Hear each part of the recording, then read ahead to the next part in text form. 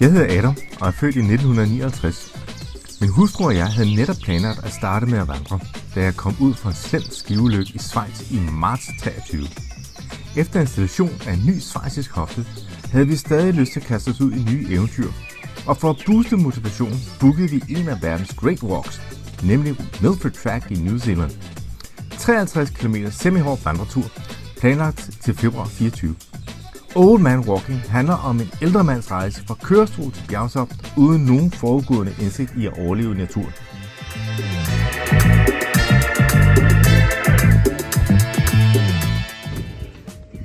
Så skal turen gå fra Sandvig til Vang.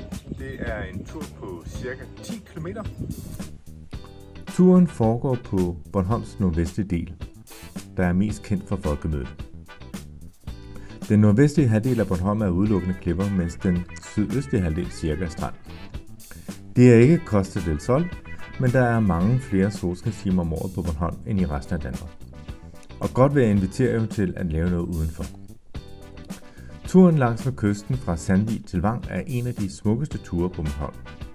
På turen kommer man først op langs klipperne og ned til vandet ved Hammerhavn, op til Hammershus og ned til vandet ved Vang. Og indimellem går det sådan set op og ned. Det var pænt udfordrende for mig og min nye hofte, som er en MX 200 Titanium. Jeg fik brev i sidste uge fra Schweiz, hvor lærerne står og fortalte om modeltype, egenskaber og forventet levetid. Men det kuperede terræn gør, at man får aktiveret de muskler, der holder balancen omkring hofterne. Normalt går vi jo på lige veje og stier, men det gør, at vi ikke får udfordret de små muskler i kroppen, der holder balancen. Så jo mere ujævnt og kuperet, jo bedre er det.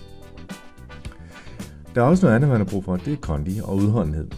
Det letteste at træne kondi med er jo sine ben. Der kan cykles, løbes og gå på trapper, man kan ro osv. Og det kræver alt sammen, at ben fungerer. Det er de store lårmuskler, som kan bære os, og det er dem, der kræver mest ilt. Jeg kunne mærke, at jeg havde styrke nok til at håndtere turen takket være fitness, og det jeg går ture 3 gange om ugen. Men jeg har ikke arbejdet nok med kondi og udholdenhed endnu. Så jeg var pænt udkørt til sidst, selvom jeg kun havde mig selv at bære rundt på. Nu er det jo ikke med oppakning, og det er absolut ikke øget vildmark på Bornholm. Så det var jo fint, at der var en lille restaurant i Hammerhavn til frokost, og en i Vang til kaffen. Det gør det unægteligt enklere at overleve i naturen.